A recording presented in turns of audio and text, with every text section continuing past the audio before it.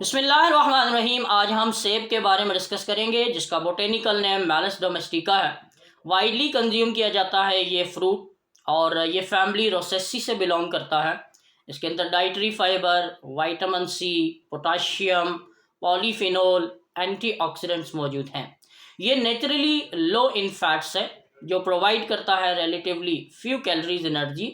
इसका जो खाने की फॉर्म है वो फ्रेश फॉर्म में, स्लाइड फॉर्म में, कुक फॉर्म में, बैक्ड फॉर्म में या सैलेड फॉर्म में इसको कंज्यूम किया जाता है। इम्पोर्टेंट न्यूट्रिएंट जो है मीडियम एप्पल्स के अंदर अप्रोक्सीमेटली ये प्रोवाइड करते हैं dietary fibre, support digestive health, vitamin C support करता है इम्यून फंक्शन में, एंटीऑक्सीडेंट प्रोटेक्शन, पोटाशियम कंट्रीब्यूट करता है नॉर्मल मसल्स और नर्व फंक्शंस में, पॉलीफिनोल जैसा कि फ्लेवोनाइड, एंटीऑक्सीडेंट कंपाउंड्स इसके अंदर मौजूद हैं जो स्किन की नेचुरल कार्बोहाइड्रेट्स प्रोवाइड करता है, एनर्जी की प्रोडक्शन के लिए रिस्पॉन्सिबल है।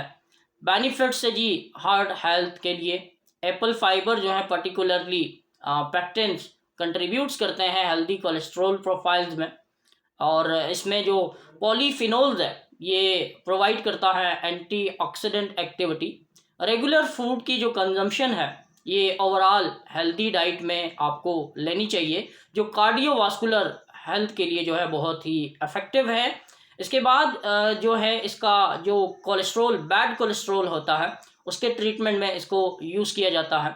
ब्लड शुगर और डायबिटीज़ में जो है होल एप्पल्स के अंदर फाइबर्स मौजूद होते हैं, जो रिलेटिवली लोअर ग्लाइसेमिक इम्पैक्ट जो है हमारे कार्बोहाइड्रेट रिफाइंस में मौजूद होता है। फाइबर्स जो है ये स्लो डाइजेशन और ग्लूकोज की एब्जॉर्प्शन के लिए जो है इसको लिया जाता है। ओवरऑल इसके जो बेनिफिट्स हैं, इसके अंदर आयरन है, आयरन के साथ साथ विटामिन सी है, जो हमारी खून की कमी है उसको पूरा करने के लिए जो है इसको यूज़ किया जाता है। हमारी डाइजेशन को जो है ये ठीक करता है। लिवर के जो प्रॉब्लम्स हैं उनके अंदर जो है इसको एक इफ़ेक्टिव मेडिसिन्स के तौर पर इस्तेमाल कर सकते हैं। हमारी फाइबर की जो कमी है उसको पूरा करने के लिए जो है इसको यूज़ किया जाता है, क्योंकि फाइबर्स जो होते हैं ये हमारी इंटेस्टाइन के लिए बहुत ही इफ़ेक्टिव होते हैं, जो हमें कब्ज़ नहीं होने देते।